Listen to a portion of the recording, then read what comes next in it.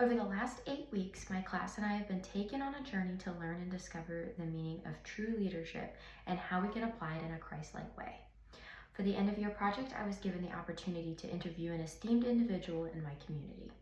Through this project, I was not only wowed by this person, but also stepped away with a new role model. The man I interviewed is Nat Bowe, who is the Director of Restaurant Services for Chick-fil-A Corporate. He has not only exemplified phenomenal leadership skills, but also showed familiarity with the Leadership Challenge model.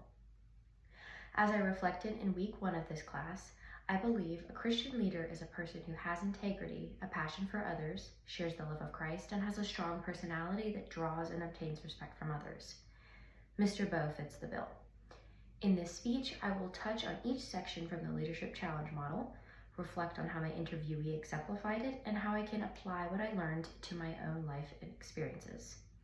Mr. Bowe is a living testament to the values of leadership that Kouzes and Posner describe. Additionally, just as Dominic Barton, who is the head of McKinsey & Co. Global Consulting Practice, says, when we think about leadership, we focus too much on what leaders do, and we do not spend enough time on who leaders are. Mr. Bowe has consistently shown his team what his values are through both his action and words. He creates a healthy, encouraging environment where individuals feel valued and empowered. More importantly, he reminds everyone that each person was created on purpose for a purpose. This is not just a motto for him, it's the foundation of his leadership style and clearly reflects his deep biblical beliefs. A passage that exemplifies this comes from 1 Corinthians 12, verse 5, which says, "There are different kinds of service, but the same Lord. There are different kinds of working, but in all of them and in every one, it is the same God at work." Mr. Bowe's leadership has evolved through both positive and negative experiences. Lessons from individuals who lacked respect or effective leadership inspired him to become the kind of leader he wished he had, one who treats others with dignity and embodies his core values. Mr. Bowe's mindset is one that I desire to implement in my own life.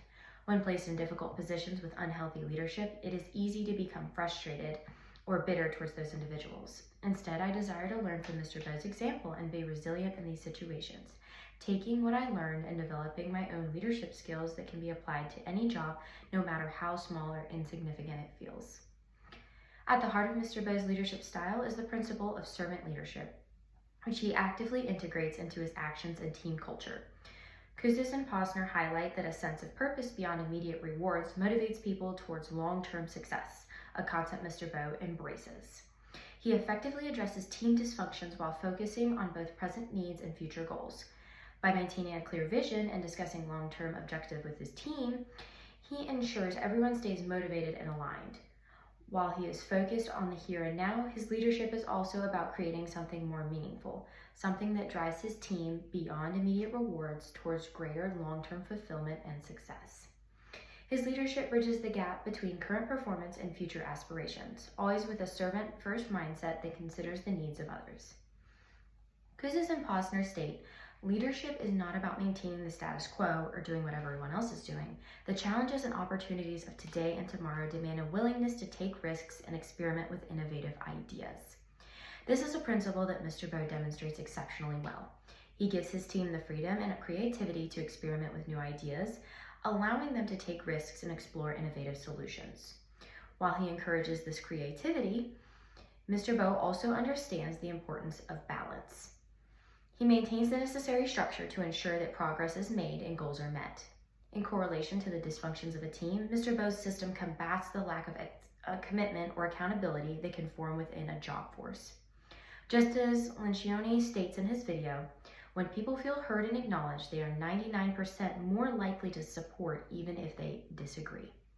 While fostering an atmosphere of innovation but maintaining structure, Mr. Bowe allows his team the bandwidth to grow through experimentation while ensuring steady progress.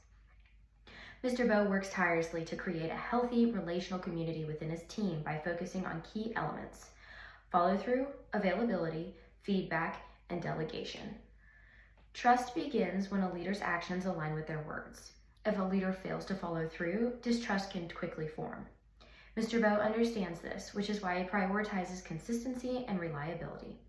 He also fosters an open-door environment, ensuring his team knows he's available to them and committed to building strong connections.